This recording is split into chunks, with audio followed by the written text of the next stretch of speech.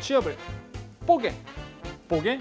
뽀개서 큐레이션 해주는 칩보 코딩 여의도 호랑이 번역 중입니다.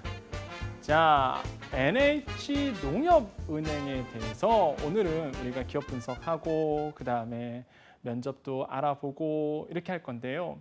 우리가 기업 분석을 하기에 앞서서 여러분 NH농협은행 자주 사용하고 있나요? 자주 가시나요?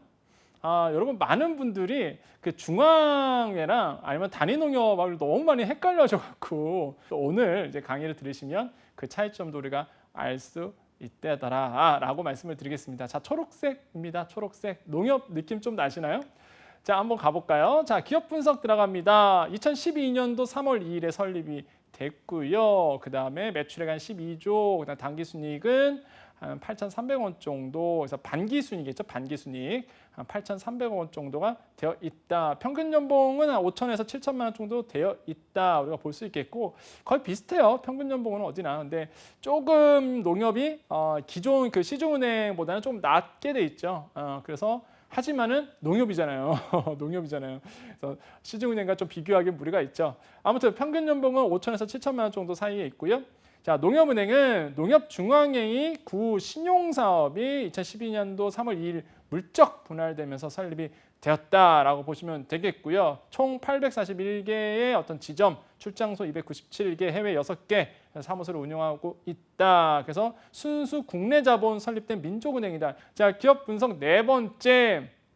이제 특징이죠, 사실. 농업인과 농식품 기업의 저리의 농업 정책 자금을 지원하는 역할. 당연하겠죠. 그다음에 농촌 지역 경제 활성화에 앞장서고 있으며 일자리 창출, 우수 중소기업 등을 해서 생산적 금융을 확대하고 있다.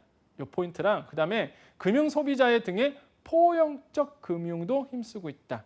자, 요거 제가 왜 이렇게 빨간 불을 쳤냐면 생각해보면 아무도 이런 얘기 안 했을걸요. 농협에 대해서 설명할 때. 그러니까 생산적 금융과 포용적 금융.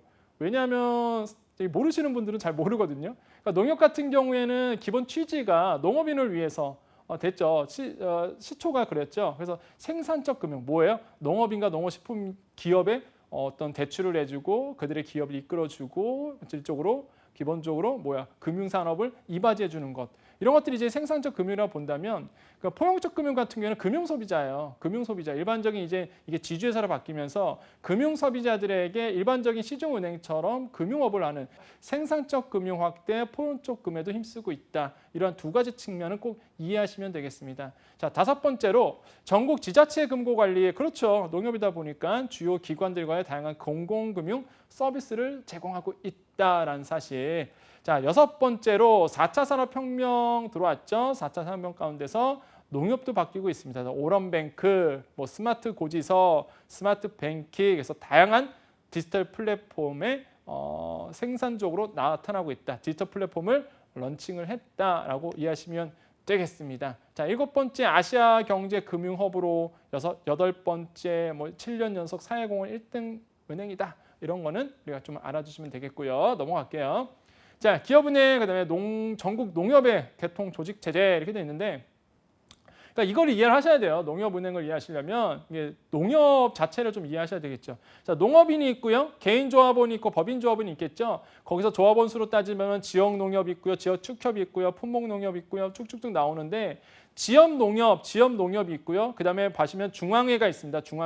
중앙회가 중앙본부로 해서 좀 나눠지는 부분이 있는데.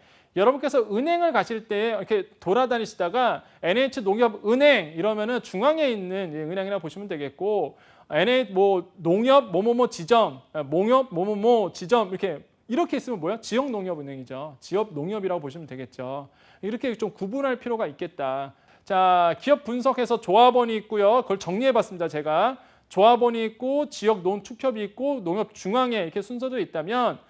농협 중앙에는 기본적으로 뭐가 있나요? 세 개사가 있습니다. 정보 시스템, 자산관리, 농협 네트워크라는 기본적인 직계열사를 가지고 있고요. 그 밑에 보면 농협 경제지주와 금융지주로 나눠집니다. 이거는 제가 예전에 한국직업방송에서 한번 설명해 드렸어요. 그래서 여러분 보시면 아시겠지만 유튜브에 가보시면요. 엄청난 칭찬과 엄청난 댓글이 달려있는 걸 확인할 수 있습니다, 여러분. 너무 고맙다고. 왜냐하면 차이점에 대해서 아직도 모르시는 분들이 너무 많았거든요. 애매모호한 거죠. 농협중앙회는 이게 뭐지? 단위농협하고 뭐지? 이러는데 명쾌하게 설명을 해드렸기 때문에 이제 많은 분들이 고맙다. 이렇게 많이 댓글을 주셔서 너무 감사했는데 역시나 한국직업방송이다 보시면 되겠고, 아무튼 다시 한번 설명드리면은 농협중앙회는 경제지주가 있고 농협금융지주가 있는데, 다시 한번 설명드린 이유는 좀 변했어요. 경제지주는 그대로입니다. 경제지주는 17개사 그대로 이제 갖고 가는데, 유통 부분과 제조 부분과 식품 부분과 기타 부분 1년 전과해서 다른 건 없어졌어요. 그냥 그대로 이제 갖고 가는데, 이 농협 금융지주. 그러니까 NH 농협은행이 여기 있는 거죠. 여기 농협 금융지주에 은행이 있고 보험이 있고 증권이 있고 기타 등등 나오잖아요. 근데 과거에 1년 전에는요 7개사였습니다. 7개사. 근데 이제 19년도에 왔더니 NH농협 리츠운용, 제가 빨간 줄 쳐드렸죠.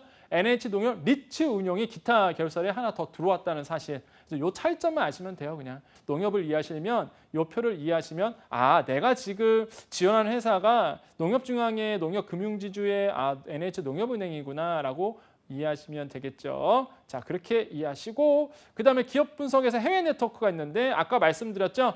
해외 지점이 이렇게 있습니다. 미국, 베트남, 미얀마, 중국, 인도, 캄보디아, 소개 이렇게 쭉쭉 이게 소개해서 7개소 이렇게 있는데, 그 미얀마는 여러분 조금 집중할 필요가 있어요. 그 농협을 봤을 때, NH 농협을 봤을 때 미얀마 쪽은 여러분 조금 혹시나 그 관련 직무라면 미얀마 쪽을 조금 더 공부를 좀 해보시는 필요성을 좀 느껴집니다. 저는. 왜냐하면 미얀마 부분이 굉장히 뭐랄까요? 저기 뭐 소액 대출이라고 써져 있는데, 미얀마 시장이 굉장히 커지고 있고, 무엇보다 경제 시스템이 바뀌어지면서 많은 수출을 하시는 분도 제가 만나봐도 미얀마에 대한 관심이 높아지고 있고요. 기업인들이 거기에 관심이 많아진다는 얘기는 뭐냐면 거기에 금융이 필요하거든요. 물론 현지 법인에 나가서 NH농협은행이 여기 보시면 파이낸스 미얀마라고 생겨서 그 법인에서 운영하고 있지만, 어쨌든 간에 우리나라의 기업들이 많이 진출하게 되면은 당연히 농협체 시중은행도 관심을 갈 수밖에 없고, 특히 미얀마 같은 경우는 쌀입니다. 쌀이기 때문에 여러분께서도 이렇게 쌀 하면 왠지 농협은행 느낌이 오시죠. 그래서 이런 선진, 우리나라의 그 농업 선진 금융 시스템을 사실 수출하기가 딱 좋은 나라가 이런 어떤 동남아 중에서도 이제 미얀마 쪽이기 때문에, 미얀마 시장에 대해서 혹시나 직무와 관련성이 있다면 조금 더 깊게 공부를 해보시는 게 더 좋다. 물론 여러분 나중에 금융권 공부해보시면 아시겠지만 뭐 깊게는 안 물어봅니다. 여러분 뭐 시험 문제 봐도 그렇게 깊은 문제가 나오나요? 거기다 경제 상식적인 문제 아니면은 뭐 전형을 봐더라도 기본적으로 어느 정도 알고만 있으면 좀 풀리는 문제들이기 때문에, 하지만 관심이 있으신 분들, 그러니까 제가 말씀드렸죠. 직무와 관련이 있다면 조금 더 깊게 할 필요는 있다. 자, 이렇게 하고 넘어가고요. 자, 농협은행의 장점은 무엇이라고 생각하는가? 단골 질문이죠. 여러분, 농협은행의 뭘까요? 장점이 뭘까요, 여러분? 맞추실 수 있나요? 못 맞추시나요? 여러분 이거 못 맞추시면 큰일 나겠죠? 못 맞추신다, 잘 모르겠다 그러시면 그냥 여기서 딱 찍어드리는 것만 기억하시면 되겠습니다. 여기에서 여러분께서 살을 붙이세요. 자, 첫 번째, 전국 최대 점포를 보유하고 있다. 그래서 언제 어디서나 만날 수 있는 은행이다라고 볼 수가 있겠고요. 사실 은행으로 만나면 국민은행이 사실 최대 고객은 확보하고 있습니다. 최대 고객. KB국민은행이 최대 고객 수는 사실 KB국민은행으로 이제 알려져 있지만, 점포 수로 따지자 그러면 여러분 시골 가보세요. 정말로 지역에 가보세요. 뭐 엄청나게 많죠. 그래서 최대 점포 수를 보유하고 있다, 농협은행이. 자, 두 번째로 전통적인 강점에 추가해서 빅데이터 플랫폼 구축 등을 통해서 스마트 고지서와 같은 혁신적인 시스템, 혁신적인 플랫폼들을 런칭을 했다는 거 아니겠습니까? 그래서 뭐 디지털 금융을 선도할 수 있는 어떤 이런 기업이다 라고 보시면 되겠고요. 자, 세 번째로 뭐 오픈 응용 프로그램, API 등 핀테크 기업과의 협업을 통해서 디지털 혁신을 이뤄내고 있다. 네 번째로는 뭐 뻔한 얘기죠. 네 번째는 어느 은행이나 똑같이 나오는 거, 건전성, 항상 건전성을 중심으로 보고 있대더라. 그래서 한 요 정도 우리가 얘기하시면 되겠습니다. 그러면 농협은행이 해야 할 일은 무엇인가? 이것도 정말로 질문 많이 나오죠. 당신이 은행 와서 해야 할 일이 뭐라고 생각하세요? 농협은행이 이 은행이 앞으로 나아갈 길을 어떻게 생각하세요? 미래 비전을 뭐라고 보시나요? 등등등. 그죠? 그러면 첫 번째, NH농협은행이잖아요. NH농협은행이 앞으로 해야 할 일은 뭐냐 질문을 얻는다면, 첫 번째로 농협의 본연의 가치의 구현에 앞장서야 된다. 왜 그러냐면 농협은 시중은행과 다르죠. 농협은 뭔가요?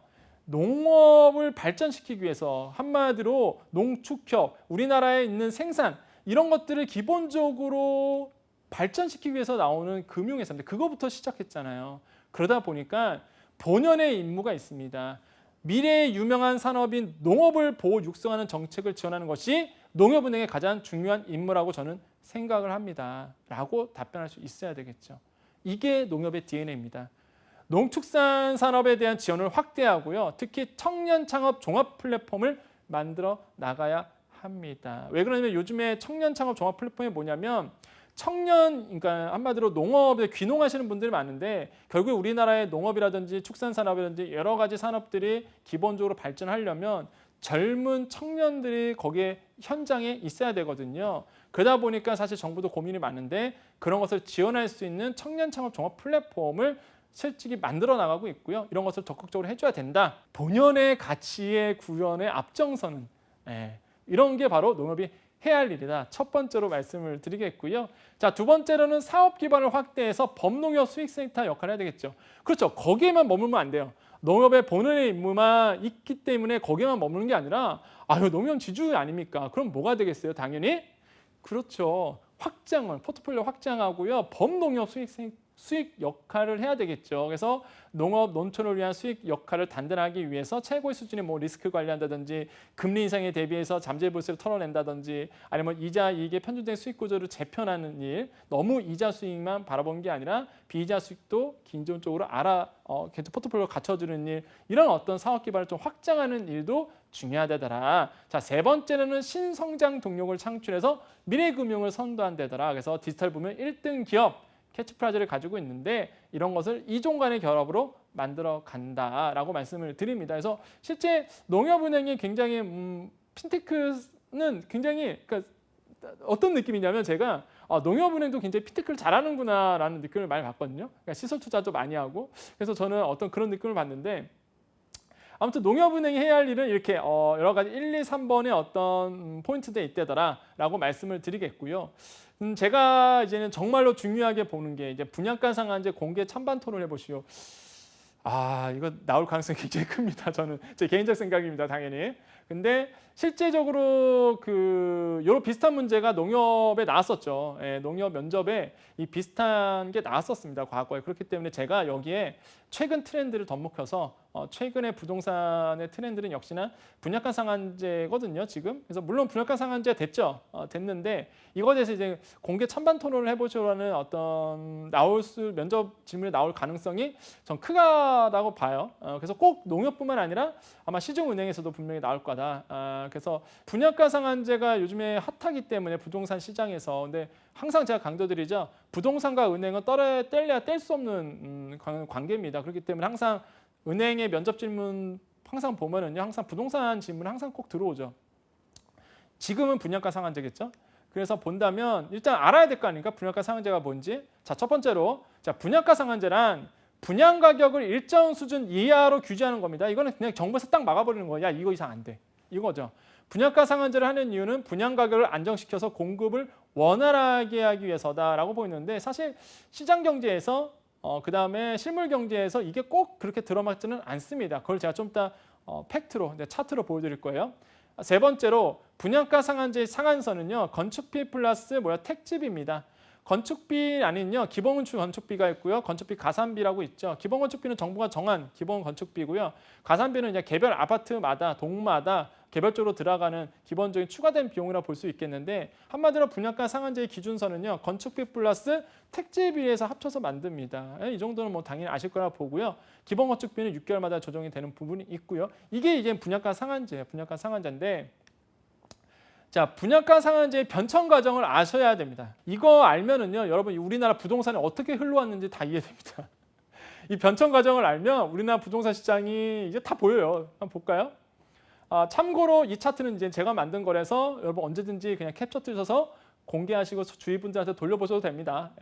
자, 77년도에 분양가 상한제가 도입이 처음 됐습니다. 분양가 상한제가 처음 됐는데 획일적인 딱 정해서 그냥 획일적으로 상한가를 확 정해버렸습니다. 그랬더니 어떤 일이 하냐면 공급주택의 위축이 발생이 되는 거죠. 그때부터 부동산 대란이 일어납니다. 그래서 89년도에 원가 연동제 시행됩니다. 뭐냐면 택지비와 건축비의 연동해서 아까 나왔죠. 그 연동해 갖고 이제 그가 연동해서 상한제가 정해져요. 그 전까지 연동도 안 했다니까요. 그냥 무조건 확 그냥 줄 짝 이해 안 돼 이거였는데 이제는 택지비와 건축비 연동해서 원가 연동제가 89년부터 시행됩니다.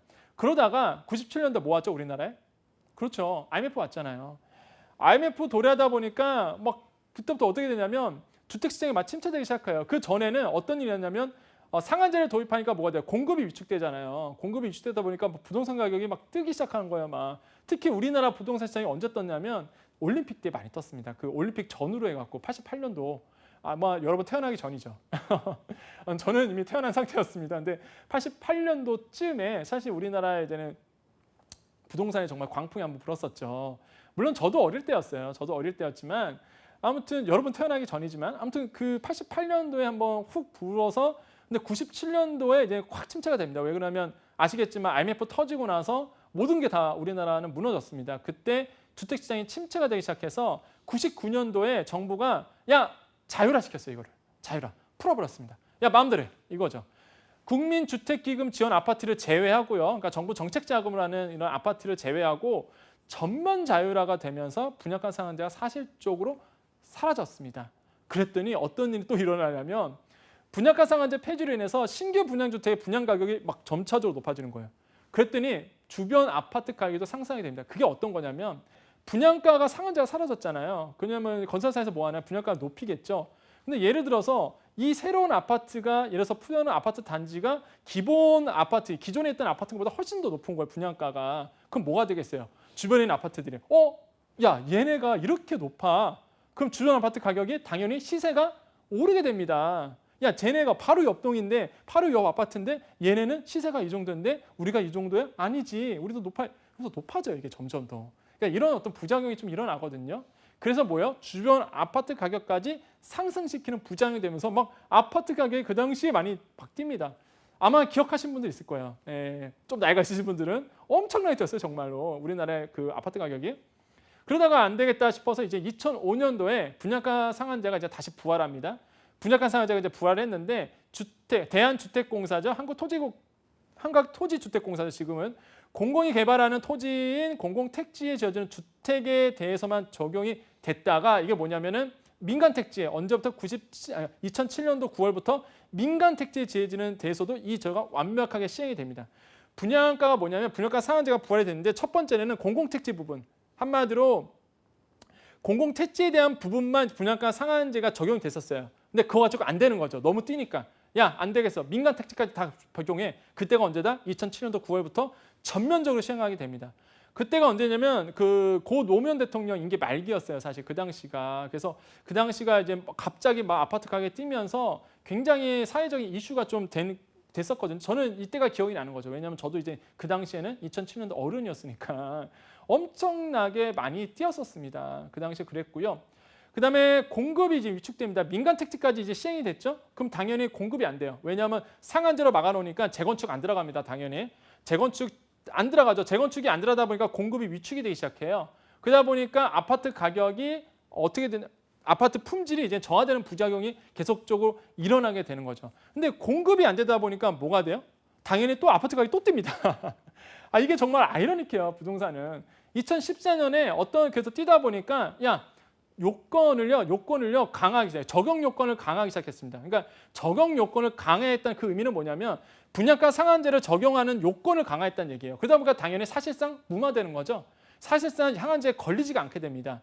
그러면서 이제 풀리기 시작해요. 사실적으로 이제 시장에 상한제가 유명무실하게 돼버리니까 거의 안 걸리게 되죠. 그래서 뭐가 된다? 다시 가격이 또 상승하게 됩니다. 이게 뚫어지지가 않아. 또 상승하게 돼요. 그래서 이제 최근에 2019년도 8월이었죠. 상한제를 다시 적용하기 또 시작합니다. 그게 뭐냐면 8월 12일에 정부는요. 주택법 시행령 개정안을 발표를 했습니다. 얼마 전이었죠. 민간 택지 아파트의 분양가 상한제를 쉽게 적용할 수 있도록 요건을 완화했어요. 요건을 완화했다는 얘기는 뭐예요? 다 걸린다는 얘기입니다. 이제 요건을 완화했기 때문에 모든 이제는 재건축 들어가든 모든 간에 분양가 상한제가 다 걸리게끔 만들었다는 얘기예요. 그러다 보니까 다 걸려버리죠. 분양가 상한제에. 민간 택지에 대한 분양 상한제에 적용이 됐죠. 언제요? 11월 6일에 드디어 이게 뭐야? 민간 택지부에서 적용 구역을 정부가 지정을 했습니다. 그게 어디냐면 강남 4구, 뭐 우리가 마용성이라 보통 얘기하는 마포, 용산, 성동, 그 다음에 영등포까지 해서 27개 동이 이제 처음 지정이 됐는데 또 이것 때문에 난리죠.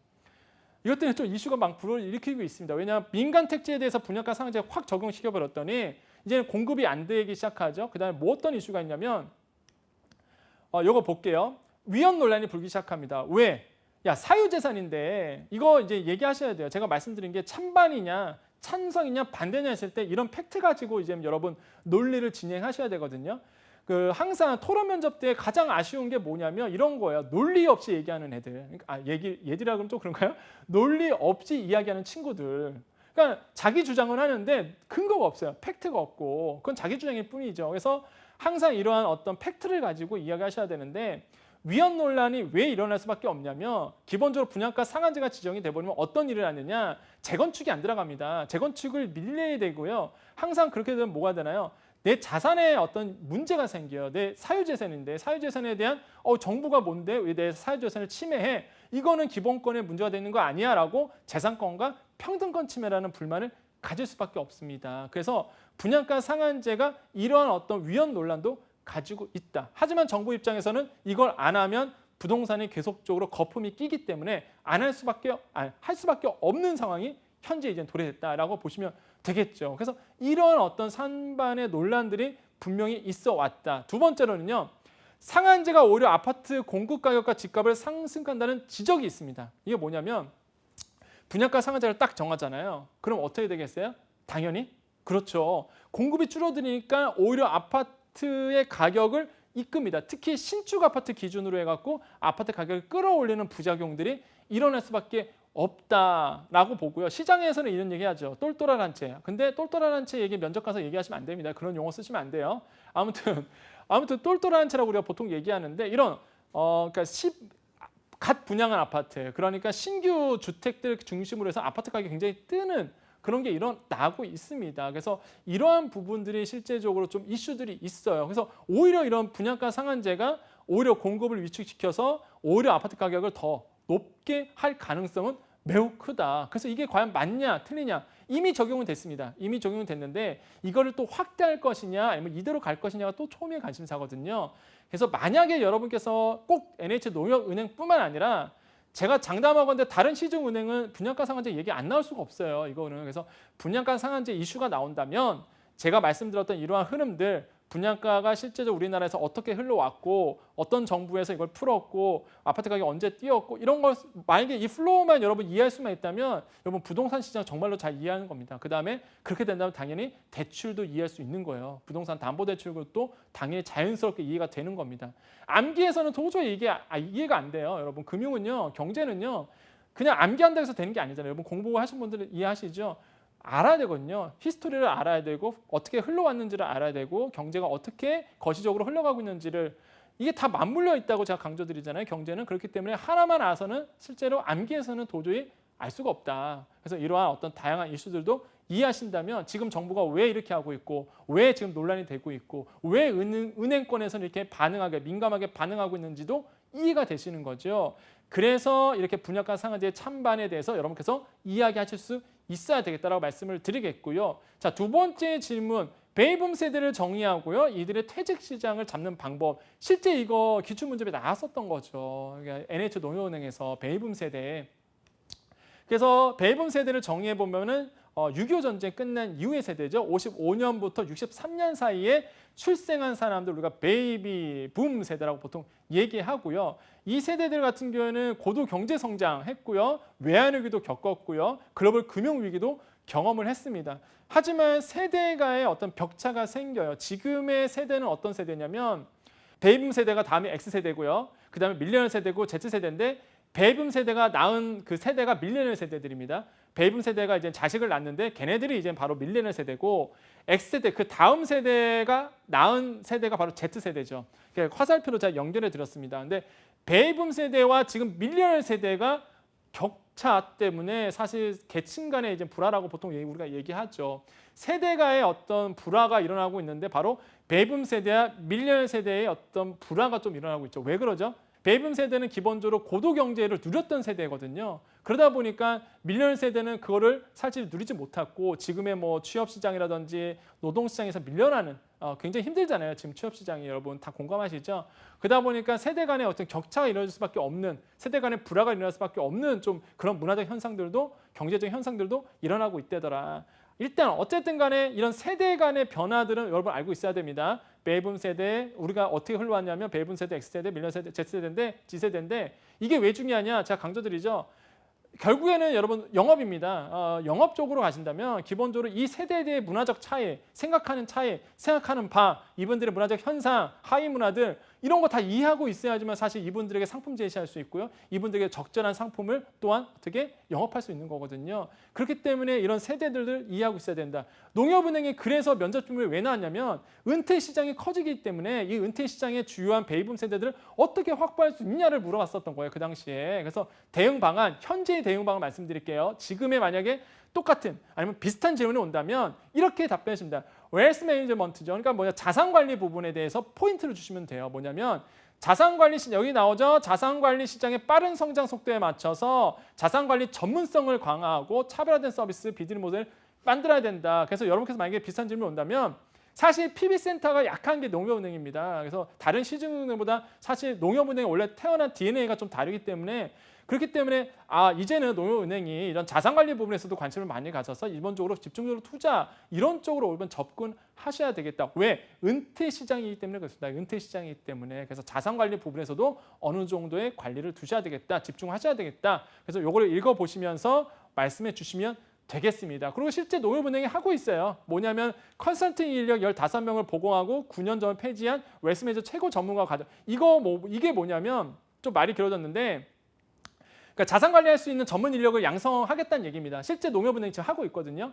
최고의 전문가 과정을 이제 부활시키거든요. 그래서 부활시켜서 자산 관리, 은퇴 시장에 적합한 인재들, 행원들을 이제 길러내겠다는 전략입니다. 그래서 이런 거 여러분 꼭 기억하시면 되겠습니다. 자, 그래서 오늘은요 NH농협은행에 대해서 우리가 말씀을 드렸습니다. 다시 한번 강조드려요, 여러분. 한국직업방송에서 예전에 했던 제가 진행했던 NH농협은행에 대해서 꼭 한번 보셔야 되겠고요. 그거에 어울려서 칩보 코드를 통해서 여러분 콕콕 찝어드렸어요. 제가 칩보 코드를 통해서 한국직업방송에서 농협은행 방송 꼭 보시고 그 다음에 칩보 코드를 통해서 지금 상황에 맞는 2019년 말, 그다음 2020년 상반기, 2020년 채용시장 이거에 맞는 트렌드에 맞춰서 말씀드렸거든요. 지금은요. 그렇기 때문에 꼭 보셔야 되겠다. 그래서 칩보 코드를 보는 순간 여러분 성공하는 거고요. 칩보 코드를 못 보셨다 그럼 이런 거 하나도 모르잖아. 그러니까 칩보 코드이다. 그래서 꼭 칩보 코드를 여러분 꼭 보셔야 되겠다라고 말씀을 드리겠습니다. 자, 여기까지 여의도 호랑이 번역 중이었습니다. 감사합니다.